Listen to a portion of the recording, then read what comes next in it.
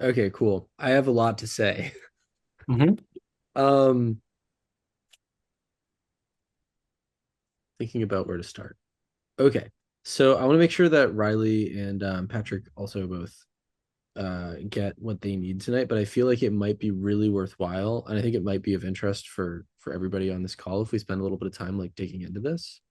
And so I'm gonna open up our shared Google Doc, and I think before I get your thinking, like because I this is getting really close to things that I deal with in my own in my own work, and I've spent a lot of time thinking about this exact sort of thing. um I want to just kind of share some big picture thoughts, if that sounds good to you. For sure.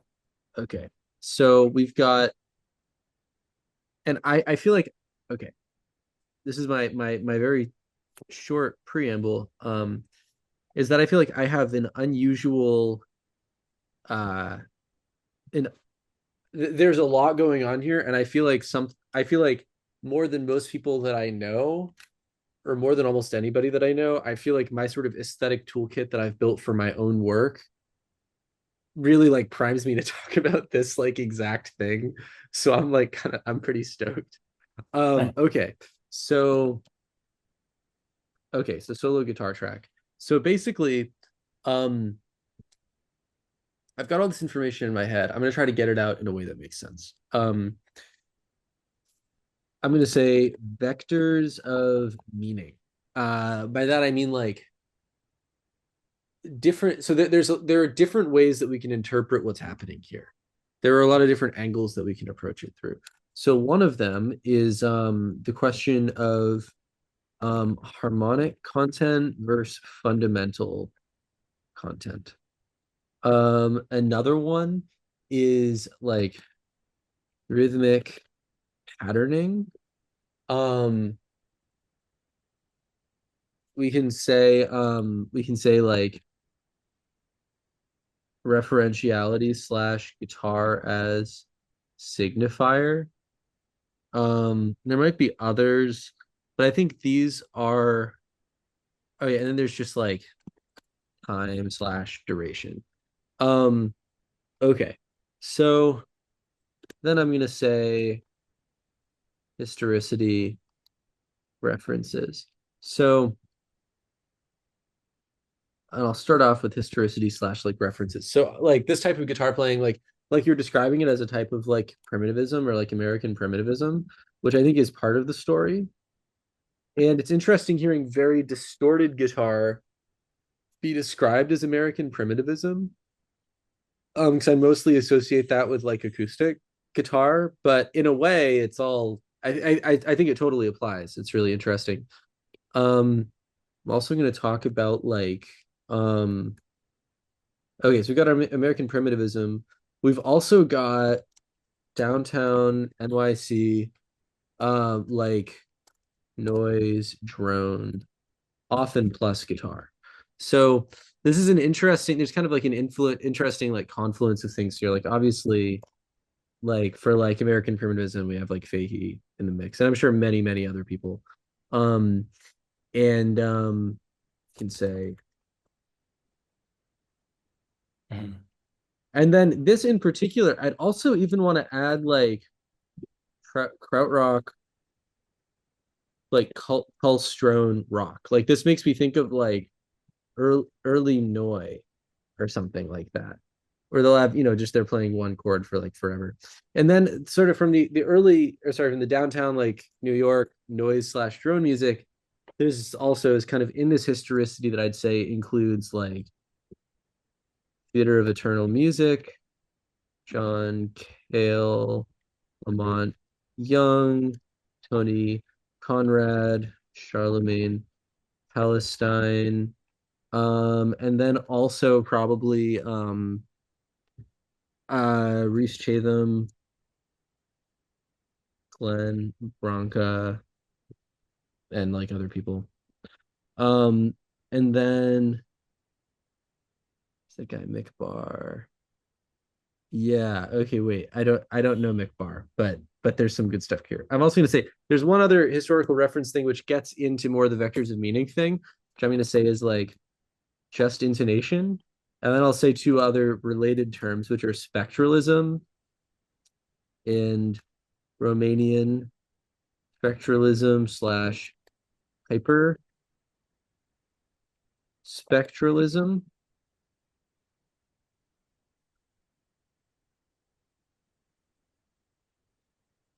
And I'm just gonna mention really quick, Gerard Grisez, Tristan Marais. I feel like they're the important ones. I don't really like French spectralism that much. That's just a me thing. They're really big in music school. I was more into the Americans and the Romanians. Um,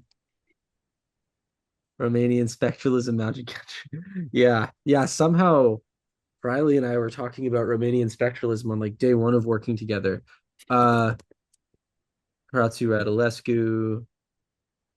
These are kind of the big names.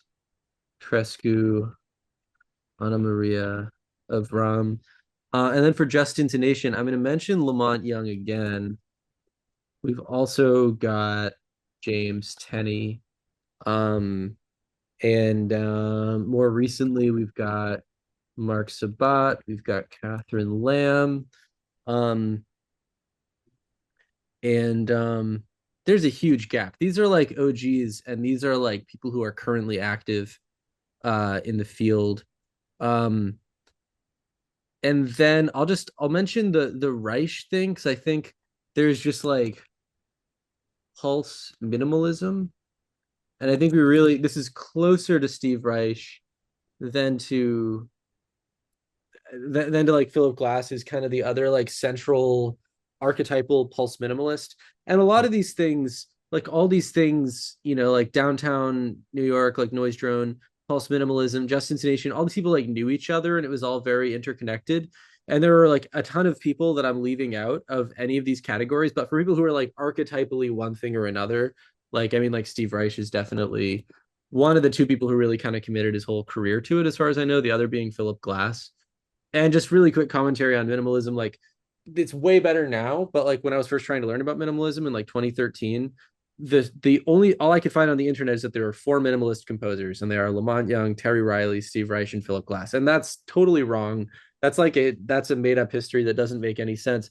But Steve Reich and Philip Glass really built a career on like a very specific sound and did it for decades, and that's why it feels like they own it. Even though as of 1975, there were like many dozens of people, at least in New York, working with similar aesthetics.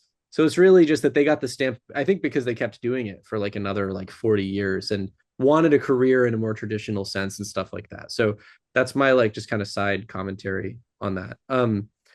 Okay. So I'm listing all of these things because when we talk about American primitivism or we talk about minimal guitar music, we're probably only like it's easy to just think about like Fahey or maybe like early Neu. But when we're thinking about that, we're only really thinking about maybe the rhythmic patterning and the referentiality or like guitar as signifier. And that's cool and important, but there's a lot of other stuff that's going on. And so I want to talk about first I want to talk about harmonic content versus fundamental content. And I think this is true both of acoustic like acoustic guitar repetitive music, whatever we're calling it, and also with like distortion, like distorted guitar music. But the distortion just makes it so clear to me that it's like I'm kind of listening to the fundamentals, and I'll explain what I mean by fundamental in a second, but I'm mostly listening to the harmonics. And so basically, when I say fundamentals versus harmonics, what I mean is that like I've got a guitar right here. I'm gonna unscreen share for a second. So basically I've got this guitar, right? So, and this is, I think some of this is review, but it becomes important in a second. So when I say the fundamental, this is a different way of thinking about harmony, where we're not thinking about harmony as in a group of notes that we play at the same time to make a chord. We're thinking about harmony as a bunch of frequencies that all exist within one sound. And so when I play this note, this low E string on the guitar, we're hearing the note E. But then if we're going to think in this way, the way that this piece of music is thinking, we're really not thinking about E as just like a note that we follow with another note. We're going to think about this sound as itself sort of this like world that we can go into. And so rather than having notes in a chord, we're going to be thinking about frequencies that constitute a sound. And so the lowest sound, yeah, I'm like, this is what I think about all day when I'm walking around. So this is like my passion. Okay. So when we hear this lowest sound, the lowest frequency in this is the actual frequency of this low E, which I forget what it is off the top of my head. I like, we can look it up. Maybe it's like 90 hertz or something like that, 110. Yeah, so it's somewhere in there. But the reason that this sounds like a guitar is because there were like many other frequencies that we're also hearing. And so if we only had, let's say 110 hertz, we'll just call it 110 for the sake of like, or 110 would actually be an A. Which is, I do know that because 440 is an A. And I can talk about the math here. Yeah. Okay, but basically, so, you know what, I'm just going to look this up so that we know it for sure. Low E guitar frequency. 82.41 hertz. Okay, I'll say 82 hertz. I've got the Fundamentals of Guitar book in front of me, Yeah. which like has some fun visuals if you need. Oh yeah. Yeah, that's cool that you checked that out. Okay. So we're going to say yeah, and I can talk a little bit about that book in a second if you want. It's cool. It's not fundamentals in the way that you think. It's like, but it's really cool. But anyway, so this is 82 hertz. Okay, so if we heard 82 hertz as a sine wave, right? It would just be a totally neutral sound. Everybody here knows what a sine wave sounds like. Is that? Yeah, okay. So it's basically, it's just a frequency. It's a frequency with no harmonics. But then if we can actually play, you know, on a string, we can play the harmonics.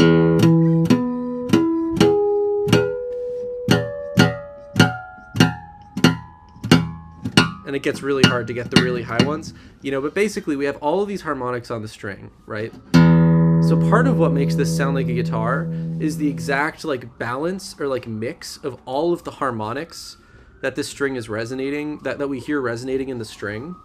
And so if we were to really listen to this string, and it might be like difficult to do over laptop speakers, then if you listen really closely for other frequencies in the sound, I'm hearing that one, which is what, the sixth? Yeah, so I was hearing the sixth harmonic in there.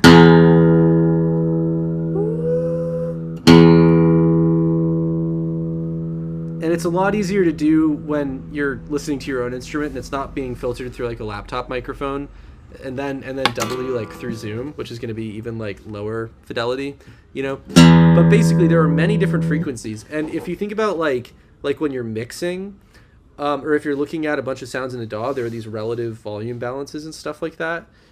Basically, this guitar, when I play this, has its own like mixing like balance of like this much of the fundamental, this much of like, you know, the second harmonic, which is going to be the octave harmonic, you know, this much of the 17th harmonic or whatever. And so that kind of helps to like create the sound of the instrument. And yeah, and then really quick, also what I mean by the second harmonic is that this is a thing in what we call the harmonic series, which I can talk a little bit more about. But basically, we call the open string the fundamental or the first harmonic. And then when we divide the string into two equal parts, we get this harmonic. And so we call this the second harmonic. And then if we divide the string into three parts, we get the third harmonic.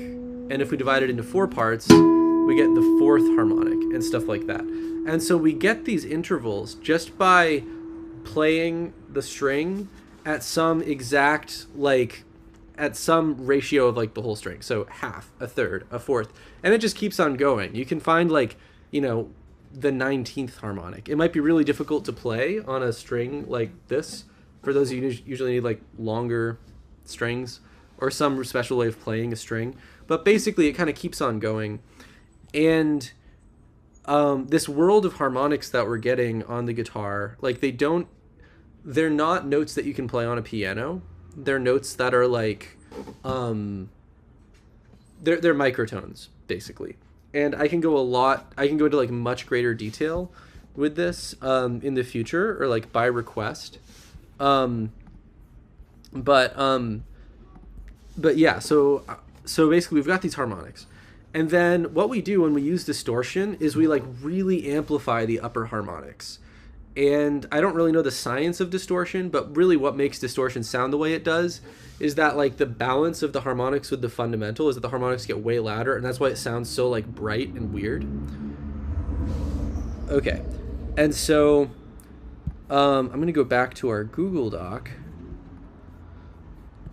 And does reverb also add to the upper harmonics? I would say usually no, unless the space that you're emulating has a weird resonance to it, which is in like, I've only had that happen once with using this one weird like Ableton reverb where it was like pulling out all these frequencies in a really bizarre way. So that's like, or in real life there are some rooms that resonate at like a certain frequency, but usually reverb does not. Okay, and so the next thing I want to get into is as far as harmonic content versus fundamental content. So we've described like what are harmonics. And actually really quick, I'm just going to show an example of something that's like, it's from the EP that I'm putting out, but I was just like pushing distortion really hard in this specific way. And so I'm just gonna share this, and I think you'll hear what I mean by like these harmonics that distortion pulls out. It's at the very end. And can y'all hear this? Like thumbs up if you can. No? Okay. Oh, it's because my live performance audio is on. Okay.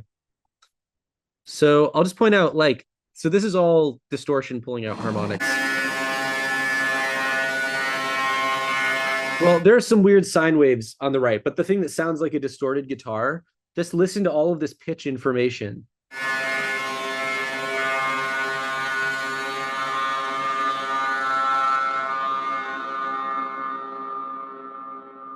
So do you hear all that? Yeah, so those are all like different harmonics on a droning sound. And so the harmonics are kind of like creating their own melody. There's like a whole world going on there in the harmonics, but it's all based off of this like lower fundamental sound. It's like wah, or whatever. So that's kind of what I mean by harmonics. Okay, the next thing that happens that is part of what's really going on in this piece of yours, or in this track, is that when we have multiple strings, okay, so each string has its own like harmonic content. When we distort the sound of a string, we're way amplifying the harmonics. And so there's this idea, I think I can't remember where I got this term from. It's from one of the people that I listed. It could have been one of the American people or one of the Romanian people, but there's this idea of like a harmonic column. And by harmonic column, I mean like if you listen to one sound that has really, that has like harmonics, and you try to listen up through the sound. So you try to like pay attention to the lowest frequency, and you try just like distinguishing every little frequency that's in the sound, you're going to get sort of like a personality of like the whole sound. So then if you have a lot of distortion on a guitar and you're playing two different sounds, you're playing two different strings, each string is going to have its own like harmonic column. And so what happens is that when you play a power chord, you play a perfect fifth, or you play a perfect fifth in an octave, like this, for example, my live performance audio, part of why this sounds so like resonant, and part of why it's going to sound so good with distortion, is because with an asterisk, I'm going to add an asterisk here, the note B is pretty much contained within the harmonic column of this E. So this is just for an E power chord. So the note B, if we go up the harmonics, there's a B that's the third harmonic of E. And I'm thinking about which information to introduce. I'll just say that for now. So basically, there's this. So this note B is an octave below the third harmonic of E. So it's B down an octave. And then this note E is the second harmonic of the low E string. So we have one note that is already contained within the harmonic of the lowest note, and then we have another note that is almost contained. It's an octave below something that is contained within this harmonic column. So what that means is that if we think about all the harmonics, all the frequencies that are coming off of the low E string, all of the harmonics that are coming off of this note E, if we just think about those two, actually, then all of the harmonics that are coming off of this note E are also contained within this string. So there is no new harmonic information added by adding this string within this just intonation world, like where we're just concerned with notes as far as how much they overlap in terms of like their harmonics. And then when we have this note B, it introduces very little new information. And so because all their harmonics are really like agreeing with one another, it resonates really well. There's a specific term for this that I'll add in our Google Doc, which is harmonicity.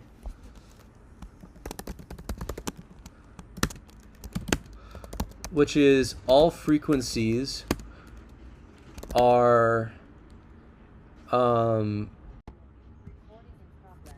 we got it. Okay. So harmonicity means that all frequencies it's a spectrum. I'm going to say we have harmonicity and we have inharmonicity. So it's like inharmonicity is like many frequencies that are only very distantly related to one another via a harmonic series. And harmonicity is like many frequencies that are more related to each other via a harmonic series. Okay, so basically, harmonicity, if we have a bunch of sine waves that work together in a harmonic series to create a note, we have the feeling of pitch. We have the feeling of like a guitar string. And if a sound is very inharmonic, it'll sound like noise. Like the most inharmonic sound probably would be like white noise, where it's just every frequency at an even dynamic. Other examples of like inharmonic sounds that we hear all the time would be like a cymbal on like, like a drum set, where like what pitch is a cymbal? Like you can't really tell. It's like a noise that has like a personality, Another one would be, like a snare drum also is like a pretty inharmonic sound because it doesn't imply a pitch to us. Yeah. Okay. And so the funny thing is when we start to get into this like neutral space between harmonicity and inharmonicity. And so what's going on is that, Pat, as you're introducing other notes that get further and further away from basically like a power chord, and side note, power chords exist because of this. Power chords exist because they sound good through distortion, and they sound good through distortion because the harmonic columns of all three notes are really, really closely interrelated. So it's like the origin of power chords. So the further you get away from that, Pat, the more you're going to encounter like inharmonicity. You're going to encounter really like sort of odd resonances. And there are ways around this. But for now, I'll just say, if you're basically working in like equal temperament, which means you're using standard, just like notes are in, you're tuning to like a tuning app or something like that. You're not like doing some sort of microtonal tuning system. The perfect fifth is going to be the most like harmonic sound that you're going to get besides octaves. probably followed by like a major second or like a perfect fourth. Perfect fourths are also really good. And as you get a little bit further away from that, you're going to be kind of leaving the world of this like pure tuning, and you're going to start to get more and more like inharmonicity with the sounds as you play them. So the way sort of the harmonic, the world of harmonics that you're creating by repeating these intervals is going to get more noisy. And that's not necessarily a bad thing. But that's when I'm listening to the music and I'm like, what's happening here? Like, what is it that's pulling me in? One of the things that's going on is that there's this whole, like, even though the notes you're playing are very simple, there's this whole world. There's sort of this like whole like drama that's unfolding just in the harmonics. And the repetition of the fundamentals is there to keep the harmonics going, if I'm looking at it in this way.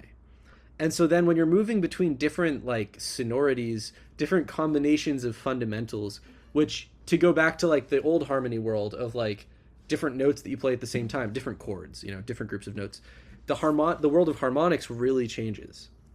And there's some very interesting stuff I think that can happen there. I think it's already happening in this, but I think by making it explicit and being like, oh, I can just listen to the harmonics here, there's a lot that can be uncovered.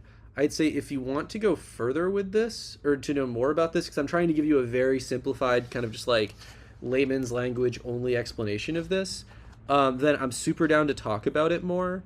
And the last thing that I'll say, the last thing I'll say is that there's this really great tool by this guy, I believe his name is Michael Norris, where you can see all of the notes and frequencies that make up a harmonic series for any fundamental that you punch in. And one of the things that you'll see, and this is my last point here before I move on to a couple of other things, is that what makes these notes, the notes in a harmonic series, sound different than the notes on a piano are their like sense deviation from equal temperament. And so by sense deviation, I mean, like, have you all used like pitch shifters before, like in a digital audio workstation? Sense, yes, that's the right spelling. So if you look at a pitch shifter, usually there's like something that's semitones and there's something that's like cents, and one cent is like 1/100th of a semitone. And so when we go up the harmonic series on a single string, our octave is a pure octave. It is 12 semitones and 0 cents above this. Our perfect fifth, which is the third harmonic, is 2 cents sharp. And so we're already not on a piano anymore, but it's so close that it basically doesn't matter. Our fourth harmonic is another octave, so it's 0 cents deviation. And then we start to really step away. So our fifth harmonic, which sounds like a major third, I believe is like 14 cents flat. So now that's far enough away from equal temperament that you're really going to hear a difference. So like this is a G sharp. And so when I play this with live performance audio, do you hear the difference between these two pitches?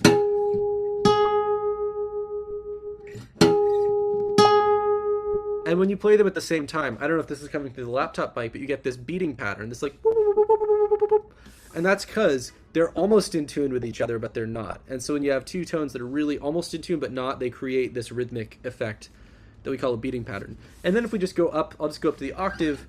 Sixth harmonic is also a perfect fifth. That's also 2 cents. And then our seventh harmonic is minus 31 cents. And that like seventh harmonic is kind of the core interval of American drone minimalism. So like Lamont Young built his whole career off of the seventh harmonic, basically. That's kind of an exaggeration, but when it comes to the notes that he uses, that's kind of what's going on. So I'll just tune my D string to this. Whoop. Okay, first off, you hear the difference between those two notes. This is the just seventh harmonic, or the, you know, the like minus 31 cents. This is our equal tempered seventh harmonic, or equal tempered minor seventh.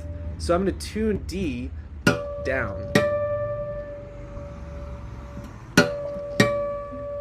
Okay, and now listen to this minor seven and tell me how, yeah, just let me know what you hear.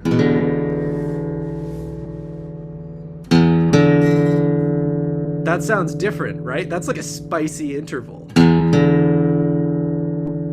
Okay, and so I have to plug in my computer. But basically, that's where I'm going to leave it, is that if you start tuning your guitar to harmonics, then you're going to access a totally different world of resonance. And this is where we really kind of step over into just intonation. And a lot of like American guitarists who play with just intonation a little bit, like Glenn Branca or like Rhys Chatham, are basically doing this.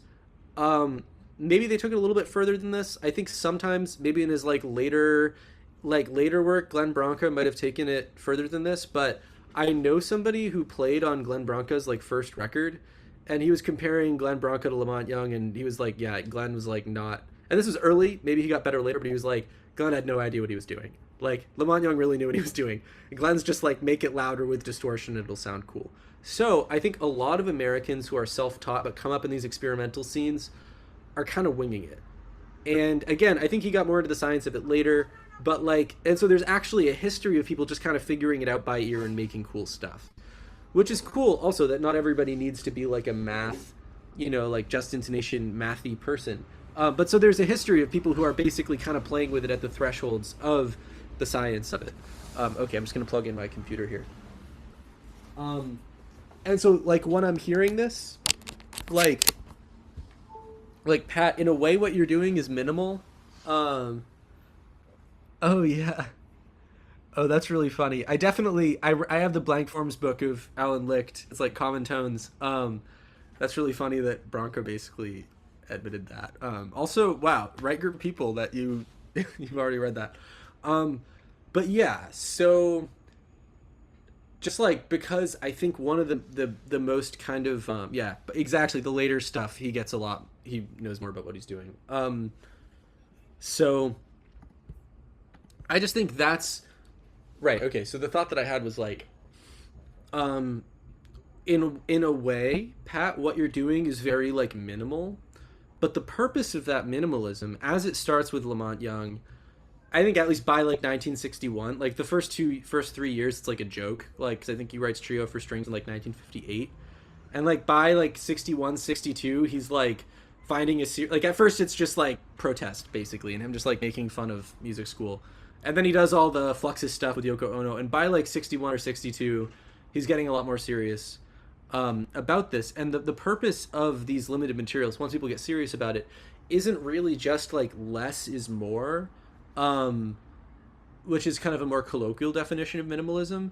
It's that by really restricting the parameters of music that people typically think of as being what you do when you make music, you can refocus people's attention to other things that nobody's really paying attention to. So the purpose of the repetition in Lamont Young, and it changes a little bit in Steve Reich, because Steve Reich isn't really concerned with resonance, at least not in any, at least as far as I know, not really in anywhere near the same way. The purpose in this sort of drone minimalism, as it starts with Lamont Young, is really to get people to pay attention to resonance. And then you can build a whole world there once people are paying attention to resonance, and it's just a different type of music.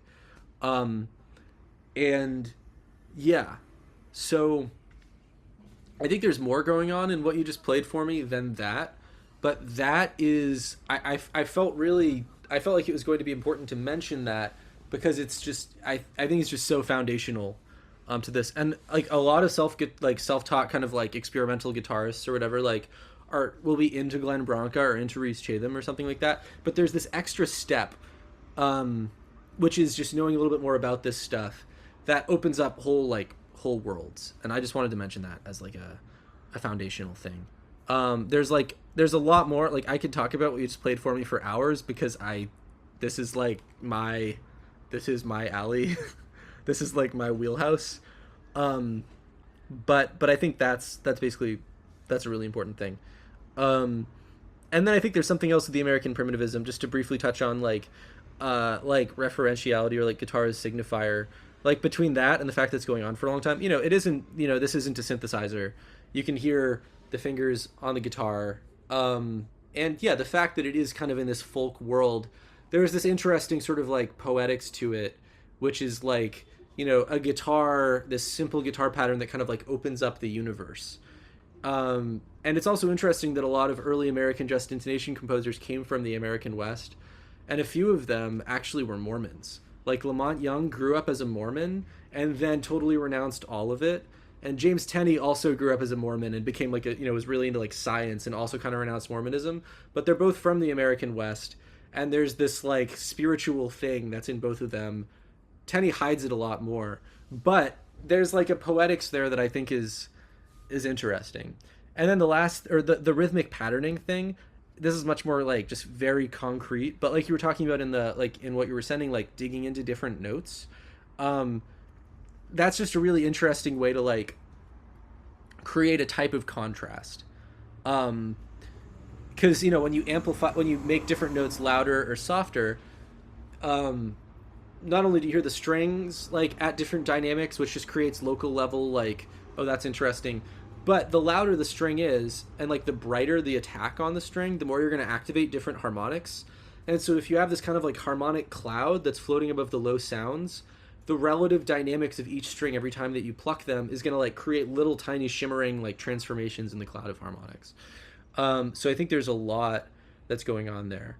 And then there is also just the effect of the repetition of the pattern. And when you create little micro variations in that, there's just a whole world there that's like, it's a poetic world. And I think that when we're accessing things that are kind of like poetic, like there's a lot of, there are very practical ways that we can work on building a whole like syntax with it if we wanted to. But as far as understanding the effect of it, there's a lot of room there for just listening and feeling. And then if you want to try to express it through language, I think it's better to try to do that after just like sitting with it. Yeah. So that's kind of just like the first, like I heard it and I was like, I need to make this information known right now. Because that's also when I hear, even with some Rhys Chatham stuff, I heard, and this isn't really a criticism, but like I heard a relatively recent piece when I was super deep into Just Intonation. It was like a Rhys Chatham record that came out in like 2017 or something.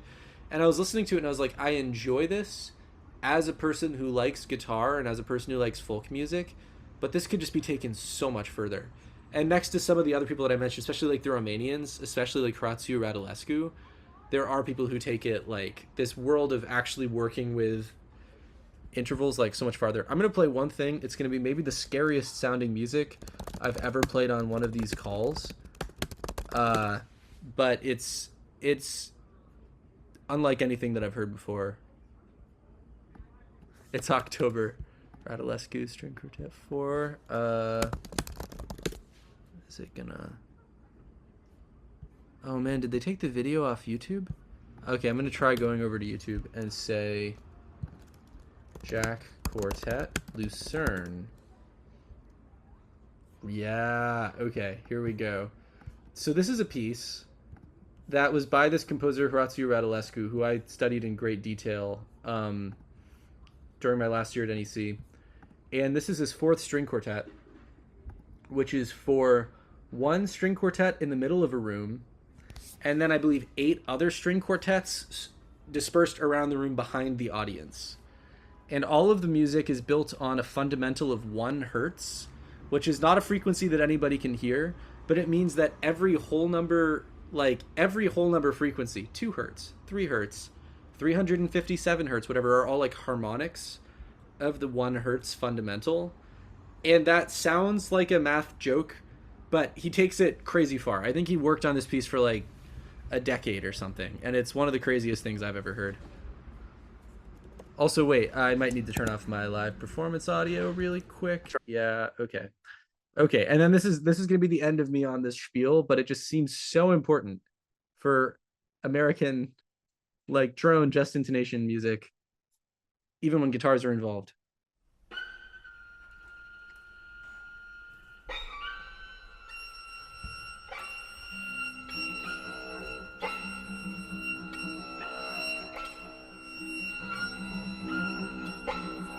I just want to get to this one chord that comes in that's insane.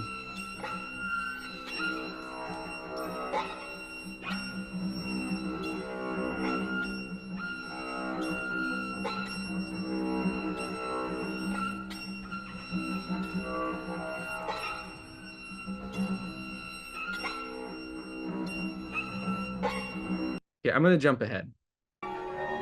Oh no, we missed it. Okay.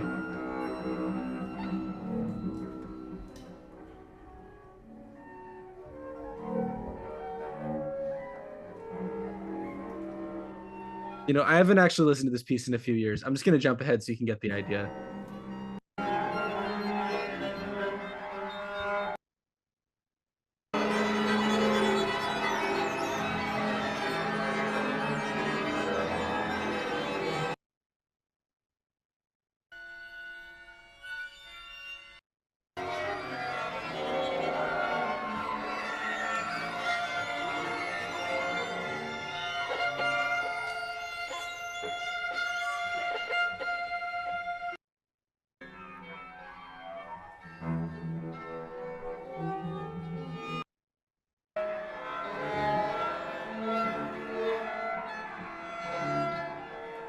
So anyway, this is like just an example. I mean, this is so it's pretty unapproachable music. This is about the most out pitch oriented music that like I can really think of. The one other thing that I would point to that's like hyper just like using 7 limit um stuff like or just meaning using the seventh harmonic a lot is this one, which I think everybody here, at least I I suspect people here might have heard it.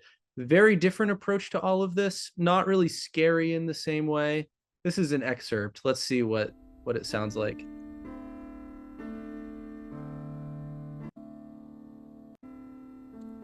Wow, this audio quality is severely lacking. But anyway, they're pretty notes. I don't know why it's so buzzy, but pretty notes on a piano that don't sound equal tempered. And applying this to the guitar can be kind of tricky, but it's very doable. And I've spent a lot of time doing it. And I haven't shared really any of the recordings of me doing it, but I've been doing it for like 7 years or something now. So anyway, yeah, I also would love for them to perform the well-tuned piano soon. Yeah, okay. I'm gonna cut myself off there, but that's just like there's a whole world here that yeah, that I just wanted to kind of like point out its existence and make it a little bit more approachable for this sort of like drony uh stuff. Yeah. Is this I also maybe I didn't need to go off for 40 minutes about this, but how I don't know, how does this feel? Is this like yeah, how does this feel? I think it's good. It's yeah, you're steering me back on the road to go further than just like, oh, I found something cool, like let me do 8 of these or something and not really understand what it is. Um, but yeah, it's like a lot of the direction that I came to this class and was like, there's something I want to do, and I kind of know what it is. Like, it seems like we've nailed that down for the guitar for sure. It's like, okay, cool. Like, there's elements of everything with harmonics, duration, deviation, modal music, like that's all there, and like pulse. So I think we've kind of like started to carve a trailhead, and I can start looking into this stuff. Um, just to like explain what you said to make sure I understand it right. A lot of what's going on structurally with the piece that I shared is there's um, basically like a sense of home or like a very uncomplicated harmonic system when you're playing an octave and a perfect fifth, right? And then when you introduce more notes, you're adding more harmonic information, and then that kind of creates this oscillation where I can go between different amounts of complexity and kind of like weave something, and then using like more aggressive or passive patterns can add subtlety to like transitioning between stuff or making something a little augmented, even if it's the same pattern and the same notes being played. Yeah. Yeah. Cool. Sorry I ate up so much Yeah, time. no, it's I mean it's all good. I feel like this is also just stuff that it's good to have like recorded too.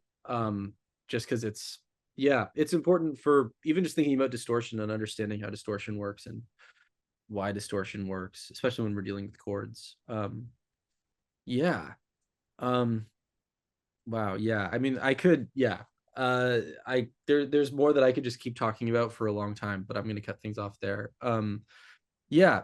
And I guess if you want to continue the conversation about this, maybe another time we could talk more about like how you're feeling about it or other dimensions of this music. But yeah, it just seemed like based on my past experience with a ton of different people running into this, it seems like um there's like this tends to be the blind spot for people who are doing this sort of thing. And the other things are more like clear.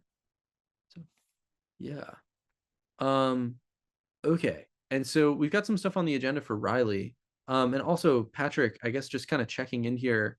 When we were talking earlier, there were some like reception issues, but you were talking about some ear training stuff. Connection's not good.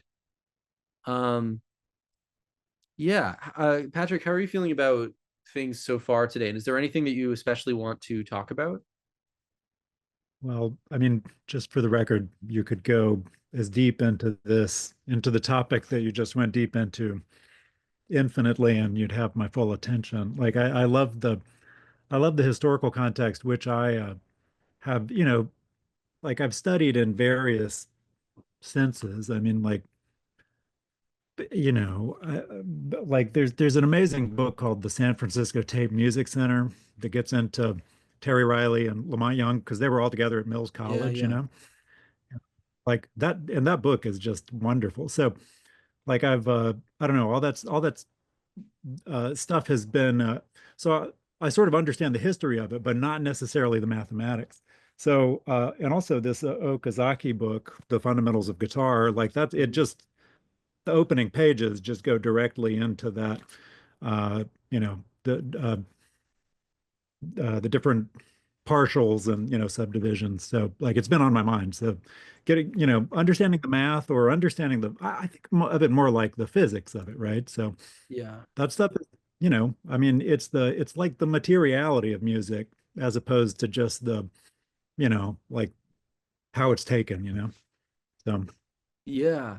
And actually that connection with I mean with the Tape Music Center and Terry Riley and like even early Steve Reich, the early tape pieces.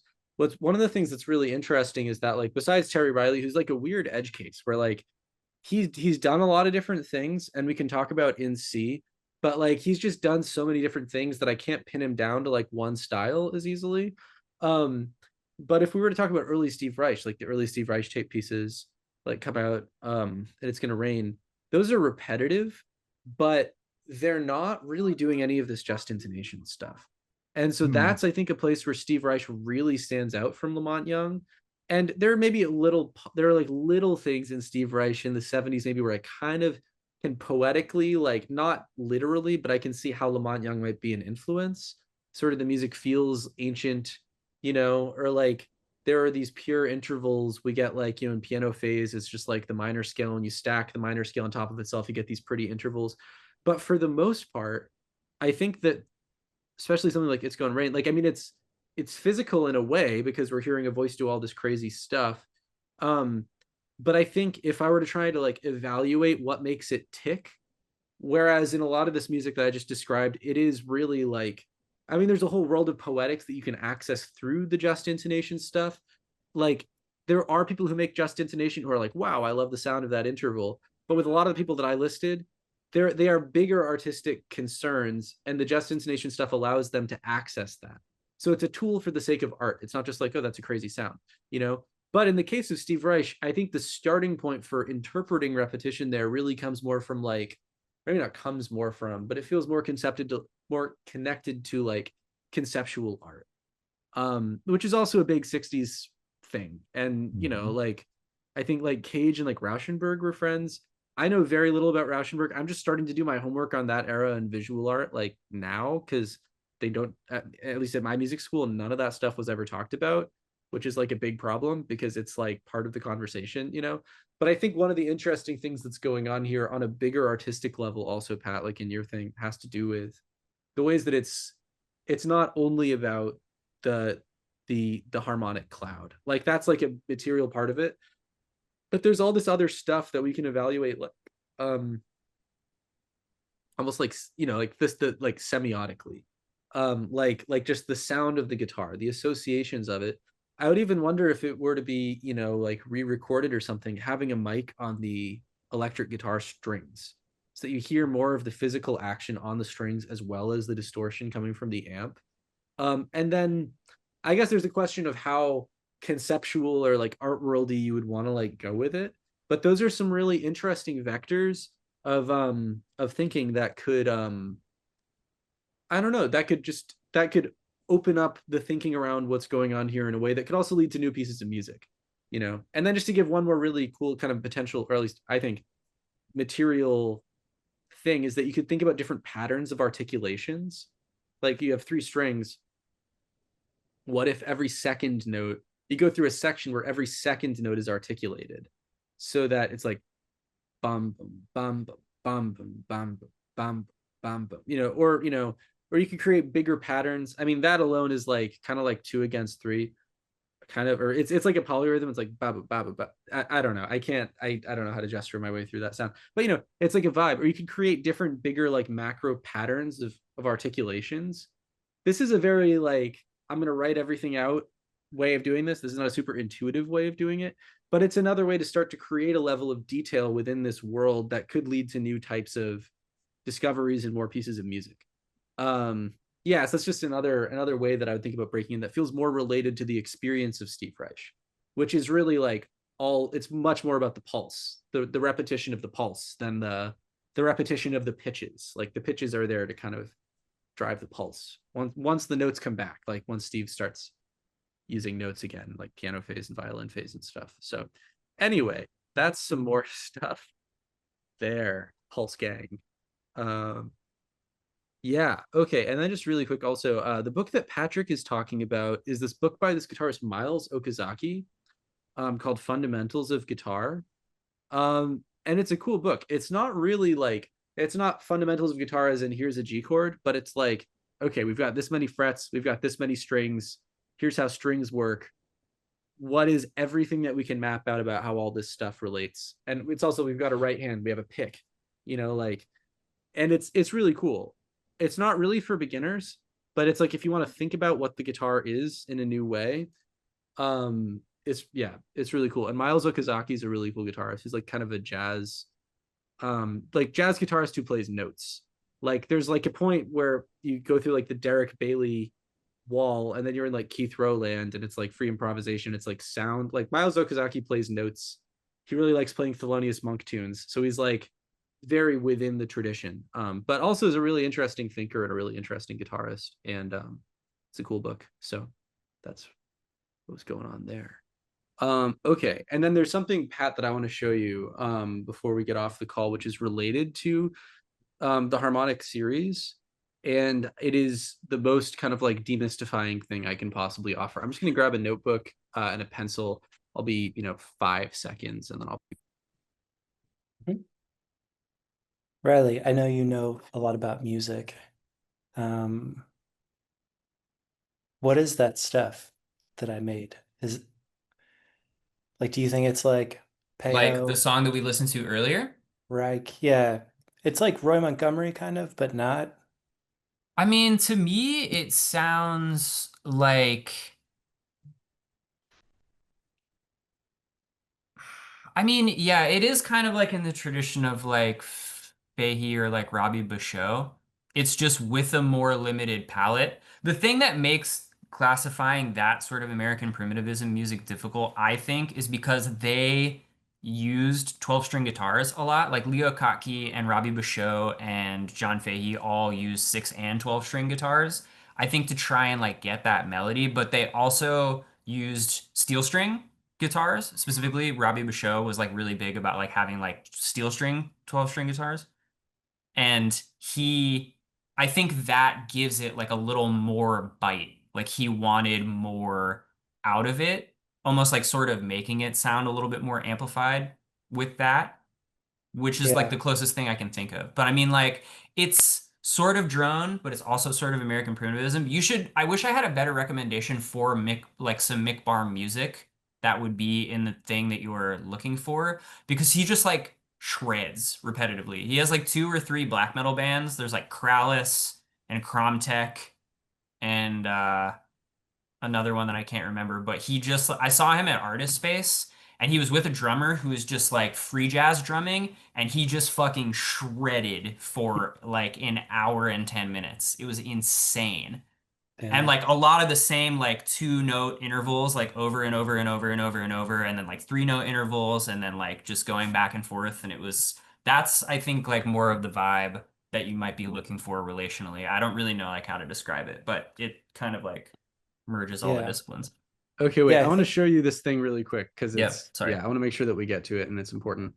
Okay, so this guy Michael Norris has built this incredibly helpful thing. So we go to his website. There's him. We're gonna go to theory, and then harmonic series calculator. Mm. Okay, and so now we're gonna pick a low C. C2 is fine, and then it says number of partials. Let's go up to 64. Okay, and so what we're gonna do is calculate.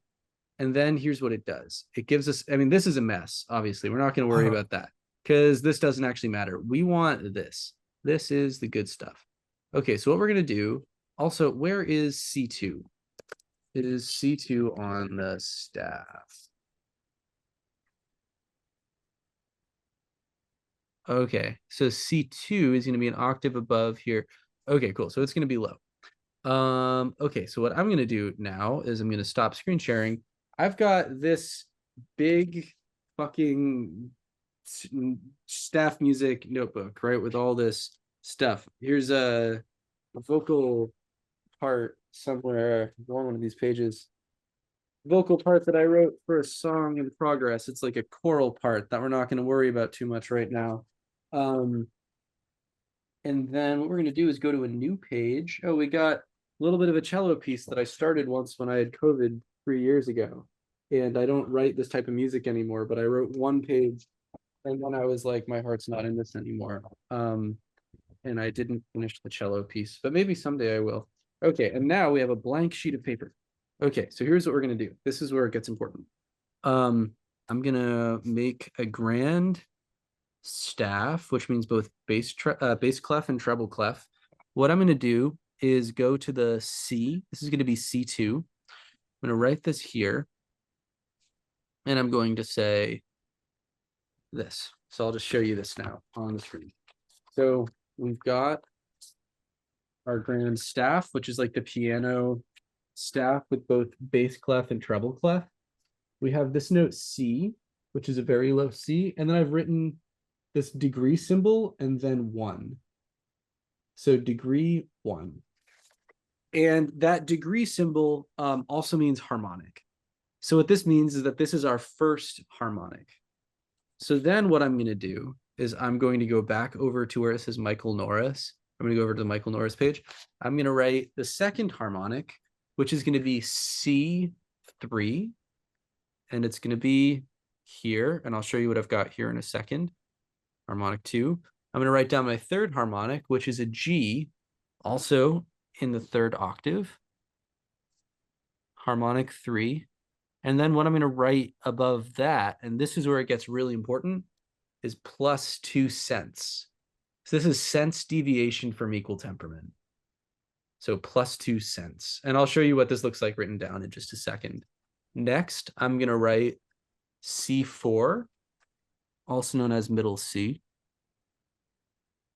I'm going to write harmonic 4, and there's no sense deviation, so I'm not going to write anything.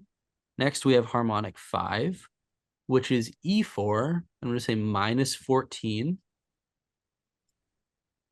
Next up, we've got the sixth harmonic, which is also a G. Then, which is plus 2 cents. Next, we're going to have the seventh harmonic, which is going to be a B flat. And next, or above that, I'm going to write minus 31 cents, because that's sense deviation. We're going to ignore where it says microtone. This doesn't matter for our purposes. And then I'm going to go up, while we're on this call, I'm going to go up to 16, or I'm going to go up to 12. 16 is too much. And then I'll show you what it looks like. We've got C, harmonic 9 is going to be D plus 4 cents. Harmonic 10 is an E minus 14 cents. Harmonic 11 is going to be an F sharp minus 49. Yeah. And then we're going to go up to harmonic 12, which is also a G plus 2 cents. Okay. And so I'm going to stop screen sharing and I'll just show you this. So basically, I just wrote out the beginning of the harmonic series here. And on its own, this seems like an exercise, like a theoretical, like a theoretical thing. And I think there are a few more steps before it becomes like very directly applicable to what you're doing. But there's a lot here that just by writing it out and observing a few patterns is going to help a lot of dots connect much more quickly than if you don't do this. So the first dot that's going to connect is that when we multiply any number by 2, we get an octave. So 1 to 2, right? 1 times 2 is 2, gives us an octave of C. Or the third harmonic, which is a G, when we multiply that by 2 and we get the sixth harmonic, I believe it's here, I'm looking at this backwards. Yeah, sixth harmonic, we get another G. If we multiply the fifth harmonic by 2 and we go to the 10th harmonic, both of those are going to be E minus 14 cents. So basically, multiplying any number by 2 is going to give you an octave. So that's just like the first thing here. And so the cool thing about this is that like, well, I'm not going to talk about what I was just talking about because it's too much for right now. The other thing that we're going to see is that if we multiply any number by 3, we get an octave and a perfect fifth. So 1 times 3 brings us to G, right? Then 3 times 3 brings us over to 9. Is that an octave and a perfect fifth? Yeah. Okay.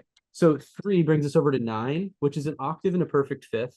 And because the perfect fifth is plus 2 cents sharp, this is going to be, where's 9? Is this, that's the 9th harmonic, right? That's plus 4 cents. So we add the octave and a fifth, and then we also add the 2 cents. And so another way of thinking about this, and this is where it gets maybe kind of crazy, is that, or I'll rephrase this in new language. The fourth harmonic is the second harmonic of the second harmonic. Mm-hmm. Okay. Yeah. And so what that means also is that, if this is our E, and so if this is our E, and our our second harmonic of this E is this, right? Let's say that we do this guitar trick where I play the note E. Whoa, oh, right, we're still in an alternate tuning here. Okay, I'll play this E. The octave harmonic of this E, which is the second harmonic, is going to be like up here. So it's the second harmonic of the second harmonic. And so basically then this means, that the, okay, wait, so we've got 2. I'm trying to not jump like 7 steps ahead.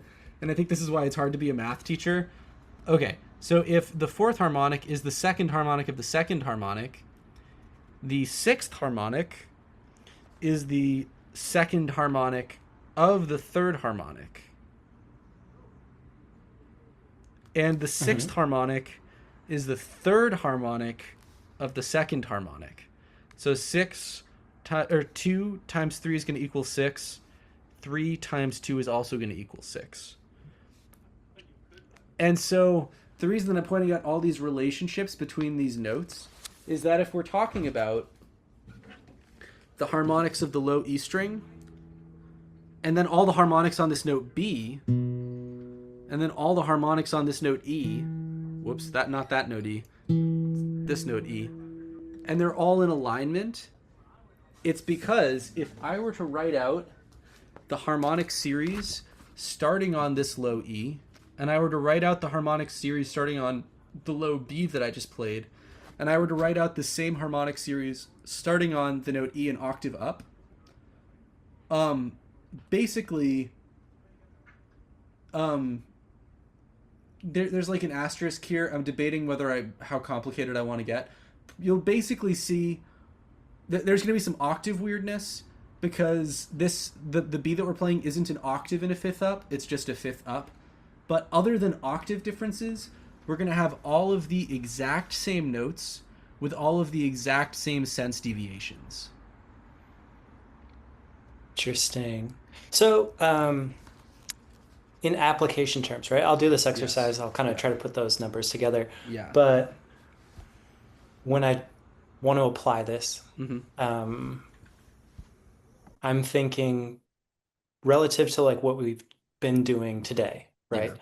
I picked an open tuning, right? It was like drop E or whatever. Would I map out the harmonic series for the three strings that I'm playing that are commonly open and try to understand the relationships between them? And then if I wanted to extend that further, right? So like when we're studying shoegaze in the spring, if I'm like, oh, the G is open, like the whole song, and that's like why I want that string to constantly ring out. If I understood the harmonic series of that string, then I could be like, oh, let's use this combination of notes so that I'm like harmonizing with the harmonic or making it agreeable. I'm not adding too much harmonic complexity, or this is where I want to add the most complexity. Does it give you control as to like making a decision like we need to make it as simple as possible, or this is an opportunity to make it really a lot of color?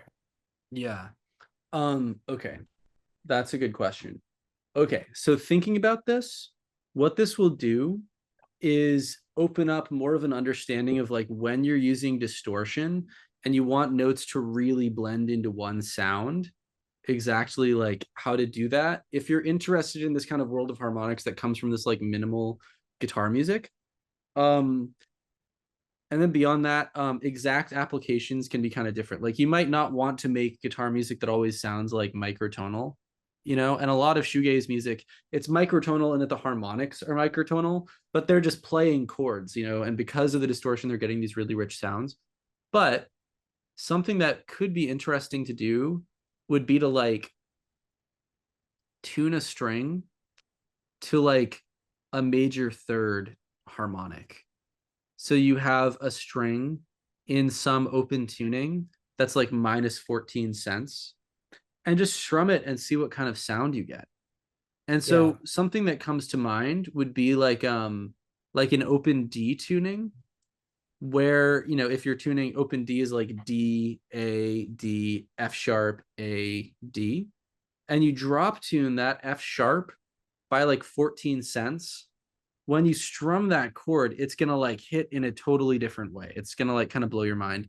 And so I think if you're dealing with this type of repetitive guitar music, I think that just by knowing a little bit about, you know, like even just being able to do that will really open up the resonance of the instrument and just give you more color. And like, then especially if you're like really, if you're doing something, whether it's with an acoustic guitar or an electric guitar, and all the excitement, I moved my pick. Okay, well, let's say that you're strumming near the bridge, right? Then when you're strumming near the bridge, the strings are brighter. The tone is brighter. And when the tone is brighter, what that actually means in acoustic terms is that you're bringing up more of the upper harmonics of the strings, like way upper harmonics, like the, I don't know, 47th harmonic or something. And so if you're really strumming then and you're in like a just tuning, like you have the lowered major third, you're just going to get clouds of sound that are like, you'll like listening to the resonance is going to open up in a different way. So then if you're in this open D tuning, right, you can build a whole pattern of notes just on the A string. You know, you could play, you have a pattern that's like A, B, C sharp, B, and these could all be equal tempered notes. But like because you have this lowered F sharp up above, you can create like, it's like the drone is going to be really rich and colorful, but those lower notes are still going to let you do this sort of like this thing with these kind of simple repetitive patterns that you were playing with earlier. So that's just like one application off the top of my head. And even just a little bit can go a long way in terms of understanding the sounds that you're getting. And in particular, like with what you were doing, like when you were going up to the minor seventh in the guitar part and you were playing an equal tempered D, if you were to try finding a way to play a lowered D, like the seventh harmonic D that's minus 31 cents, the resonance that you would get between those sounds is totally different. And that can be pretty mind blowing. or like when you were going up to like play the major third or something like that, if there's a way where you can play a major third that's going to be that like minus 14 cents. And the way that I would do this is have a string that's dropped minus 14 cents, or have a string that's dropped minus 31 cents. And the way I got that here is just by tuning these two harmonics to be the same note, you know, like the types of resonance that you can open up could be pretty like mind blowing. And then you could even play with like using the resonance of an equal tempered major third versus the just major third at different points when you want more like abrasiveness or more like single column like resonance. And so I think it just opens up a world of color that can be really nice, I think, in minimal music. Yeah, so those are some thoughts like off the top of my head. And I feel like probably, I mean, like knowing how you can kind of to like take information and run with it and find something crazy, I feel like whatever applications you think of are going to be cool, and I don't really know what they'll be yet. So yeah. Nice. Okay. So my takeaway is if I understand the harmonics on a single string, right? Let's say I'm like, oh, cool, I'm playing in this key, and what are the harmonic divisions? How many cents deviation are each of these degrees, right? I don't want to go too crazy. I'm just going to choose something that's like, under 50 or whatever. Um, then I can understand, oh, let me take this note or this degree of this harmonic and just intonate it, right? Like tune it so that it's like aligned with that deviation, which is like take the string, find the harmonic, play it, and then tune that other string to that sound. And then I can play whatever, and I'm like, oh, this is going to sound different. It's going to have richer harmonics or just a different experience. Yeah. And then I'd also say if you're applying this in like broader contexts, I think just to start, having it be like a thing that's really just like, if you're doing this, you're doing it for like a specific piece of music, like that's like, especially in this style, it's going to work really well. But if you're trying to like play a shoegaze set and one of your strings is 31 cents flat, that could wind up getting confusing and causing problems like pretty quickly. And so I would say for now, I think just having it as like an avenue of research is cool. And then it could also be that, well, what will definitely happen is that as that changes your relationship to resonance, you'll start to hear things differently when you're playing equal tempered chords with distortion too. So you'll just have a new perspective to look at everything from. Yeah. And then it could also be the case, at least this is a me thing. And I have a really weird, like, I'm like not like, there are people who are really like religious around just intonation, and they're like, no, this interval is the right one and the equal tempered one is bad. And I'm like, that's not how I think. But so like, I sometimes if I'm like producing something and I know that I want a certain sound, I might even just like have one chord where I like multi-track in, like a just major third or something like that. Like just for this one chord, or maybe like I'll have like a groove going and everything is an equal temperament, but I'll have like a chord that's playing like a just minor seventh that's like higher up, for example.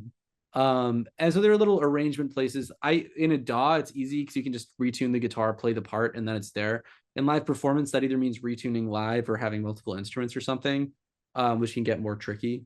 But that's just a way that I use this like very frequently. And man, there's something else that I was thinking about. But it might be gone.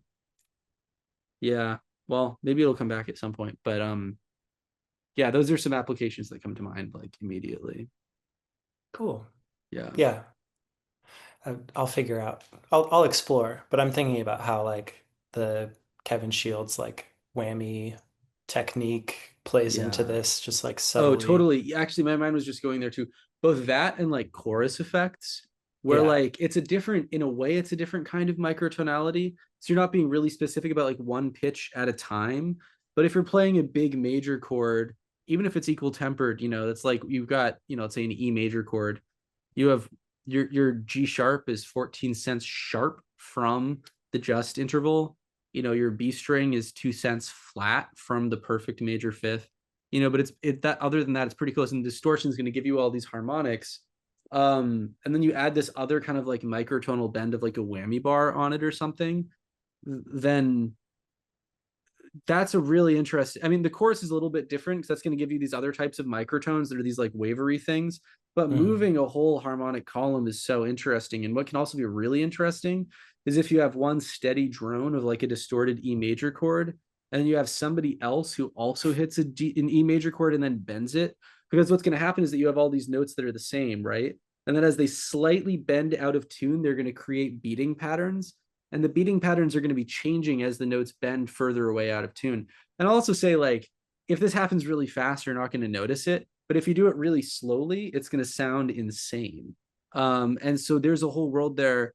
Yeah. And I think for me, just even beginning to explore all of this stuff just sensitized me to all these little things like beating patterns, or like just getting out of like equal temperament as like as the only thing that exists. And yeah, I mean, I think shoegaze is such an interesting, this is a really academic way to put it, in a way that almost makes me feel a little bit gross, but it is this really interesting kind of like post-spectral music, and that it's like dealing with spectra or spectrums, this like meaning all the frequencies that exist to have a sound, and doing crazy things with them that we feel like physically. Yeah. So yeah, I think it's just a way to start sensitizing yourself, basically. Cool. That sounds good. Cool. And then if you want one more really crazy thing to listen to, I think we might have already talked about this before, but Eliane Radigue. She's not really like a strict just intonation person. She does it all by ear. So her intervals are just whatever she liked, but when she was like turning a pitch knob and was like, this sounds nice. But as far as like beating patterns and this whole world of music that she creates through like doing microtonality by ear and using like beating patterns and stuff, it's crazy. And she has a record that's on streaming services. It's called Trilogie de l'Amour, which is like one of my all-time favorite albums. Yeah, big recommendation for Eliane Radigue. So okay, very cool. And if I wanted to synthesize this, I'd have to find something that has a sense adjustment so that I can get that precise. And I could play with that too. Yeah, meaning like doing this on a synth. Yeah, and it's also easy in DAWs because you just throw like a pitch shifter on something. And then if you in another way, if you're using a chorus or something, I don't know how, like, I mean, you'd have to listen really closely to figure out exactly how to work the different knobs to get different rates of things that are bending in and out of tune. But I feel like there's got to be a really interesting world of playing with these effects, but by getting like a chorus from it. Cool. It's exciting. Yeah. Awesome. Yeah, it's super fun to talk about. This is one of my great like nerdy passions. Like, and it shows up in a lot of little ways in my music. It used to be the center of what my music was when I was like 25. I was like totally single-mindedly into this. But yeah, it's so cool. So it's fun to talk about. Awesome. Okay, and so you both feel like you have a clear idea of what to do next. Question. Okay, awesome. All right, super fun session, and talk to you soon. Nice. Thanks, Cole. Later, Riley. Yeah, for sure. Awesome. Talk to you both Have soon. a good one. Yeah, see. With something like guitar lessons, like I want to play that Robert Fripp solo, or like this is the sound I'm going for, versus with this class, it's more about finding your sound, which I think is extremely important if you're trying to create like meaningful music that connects with people, but also with yourself. Like none of us are blank slates. Everybody coming into this course identifies in some way or another as an artist or a musician who, again, hasn't necessarily unlocked what they want to unlock.